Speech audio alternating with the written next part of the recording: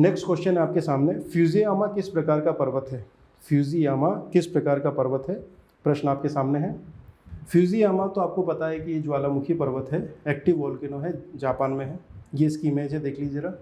मैं कोशिश करता हूँ कि जितनी चीज़ें आपको इमेज से याद रहे। माउंट फ्यूजी इरप्शन हजार्ड्स में रिवाइज्ड, ठीक है।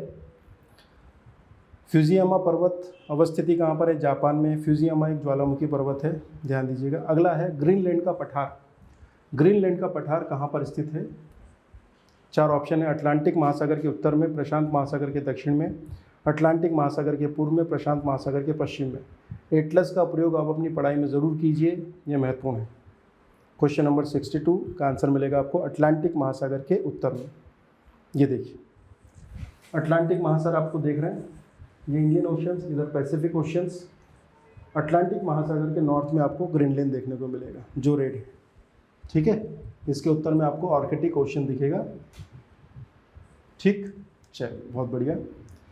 ग्रीनलैंड का पठार महत्वपूर्ण है, 3 मार्कर में भी पूछा जा सकता है। पेपर नंबर 1 में वर्ल्ड ज्योग्राफी जो है, वर्ल्ड फिजिकल ज्योग्राफी, उसका एक पोर्शन है ये। अवस्थिति अटलांटिक महासागर के उत्तर में एक हिमानी पठार है, ठीक है। और संरचनात्मक दृष्टि से ग्रीनलैंड का पठार लॉरेंशियन शील्ड का एक विस्तार है। 3 अंकी प्रश्न है, प्रश्न के साथ उत्तर भी लिख के दिया है, आप अपने नोट्स में उनको डालें। किस देश को झीलों का देश कहा जाता है? Sweden, Finland, Denmark. हाँ जी, किस देश को झीलों का देश कहा जाता है? आंसर है हमारा फिनलैंड। आंसर है बी, बिल्कुल सही बात है। फिनलैंड क्या है? झीलों का देश, झीलों का देश है फिनलैंड। गार्डन ऑफ लेक्स, झील वाटिका भी बोल रहे हैं इसको। झीलों का देश फिनलैंड, 3 अंकी प्रश्न में पूछा जा सकता है। म्यांमार का माउंट पोपा किस प्रकार का ज्वालामुखी है? म्यांमार का माउंट पोपा किस प्रकार का ज्वालामुखी पर्वत है? म्यांमार का माउंट पोपा किस प्रकार का ज्वालामुखी है? जी, आंसर है आपका शांत या मृत ज्वालामुखी। ध्यान दीजिएगा, म्यांमार में आपको माउंट पोपा ज्वालामुखी। सबसे पहली बात तो यही प्रश्न है कि माउंट पोपा जो है वो कहाँ पर स्थित है, तो ये है म्यांमार में, ठीक, हमारे पड़ोस में ही है। और ये एक डेड वोल्केनिक पर्वत है। ऐसे ज्वालामुखी जिनका उद्गार एक लंबे समय से समाप्त हो चुका है शांत या मृत ज्वालामुखी कहलाते हैं। इसमें उद्गार की संभावना नहीं है, एरप्शन देखने को नहीं मिलता। कुछ प्रमुख उदाहरण है अफ्रीका का किलिमांजारो, म्यांमार का माउंट पोपा और एंडीज पर्वत पर स्थित एकांकागुआ, ठीक है। ये कई बार पूछे गए हैं। 3 अंकी प्रश्न पेपर नंबर 1 में वर्ल्ड ज्योग्राफी में आपसे पूछा जा सकता है, शांत या मृत ज्वालामुखी किसे कहते हैं? ठीक, परिभाषा लिखिए और उदाहरण लिखिए, काम हो जाएगा। भारत में सर्वाधिक मात्रा में जिप्सम का उत्पादन किस राज्य में होता है? जी, जिप्सम उत्पादन के लिए सर्वाधिक प्रसिद्ध राज्य कौन सा है? मध्य प्रदेश, राजस्थान, गुजरात या झारखंड? तो अगर आप देखेंगे इस प्रश्न का उत्तर तो ये मिलेगा आपको राजस्थान।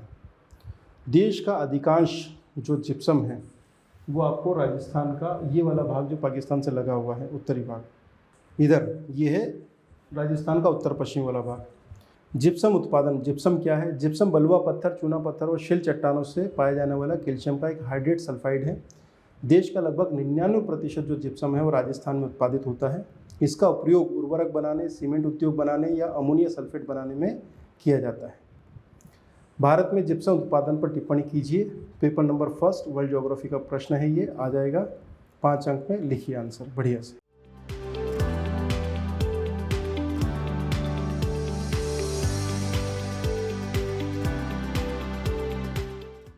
क्वेश्चन नंबर 66, देश के किस बंदरगाह को रसायन बंदरगाह के उपनाम से जाना जाता है? केमिकल पोर्ट, जी, किसे कहा जाता है? ऑप्शन है तूतीकोरिन, दूसरा है कृष्णापट्टनम, तीसरा है हुगली, चौथा है दाहेज। तो आंसर मिलेगा आपको दाहेज बंदरगाह, दाहेज पोर्ट आपको देखने को मिलेगा। चूँकि यहाँ पर अधिकांश जो एक्सपोर्ट और इंपोर्ट है वो केमिकल के बारे में है और अधिकांश जो रसायन से संबंधित कार्य यहाँ पर देखे जाते हैं, इसलिए दाहेज गुजरात का जो पोर्ट है उसे हम रसायन बंदरगाह भी कहते हैं, ठीक है। केमिकल पोर्ट, रसायन बंदरगाह 3 अंकीय प्रश्न बना जा सकता है, इसको सॉल्व करिए, लिखिए। लंबाई के मात्रक फर्मी किसके बराबर होगा? तो 10⁻⁻15 मीटर। फर्मी के बारे में बात करें, पेपर नंबर 3 में फिजिक्स वाला जो पोर्शन है वहाँ पर 3 अंकी प्रश्न में फर्मी को पूछा जा सकता है।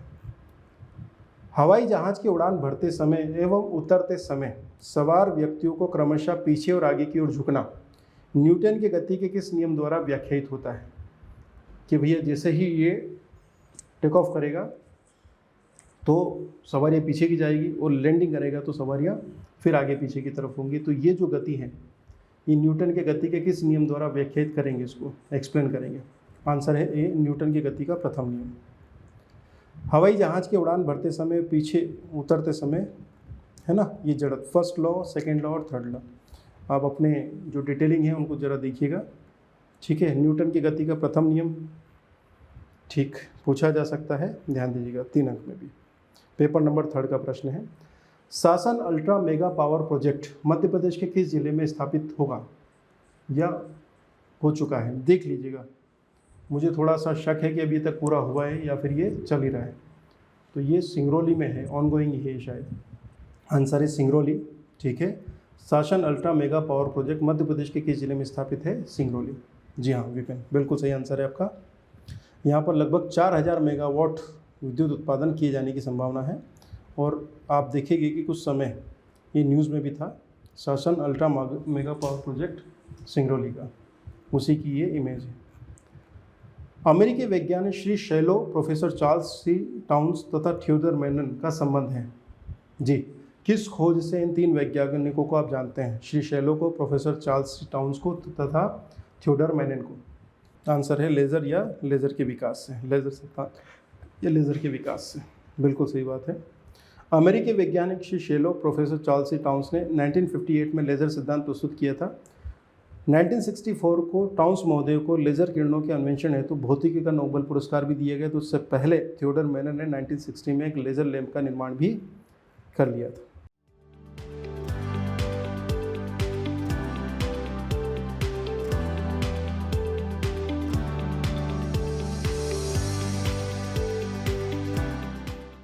कोई भी सपना साकार करने के लिए सबसे जरूरी है सही कोच का होना। चुनिए आनंद सुपर 100 को और करें अपने MPPSC एंड गवर्नमेंट एग्जाम्स का सपना साकार। Download the app now.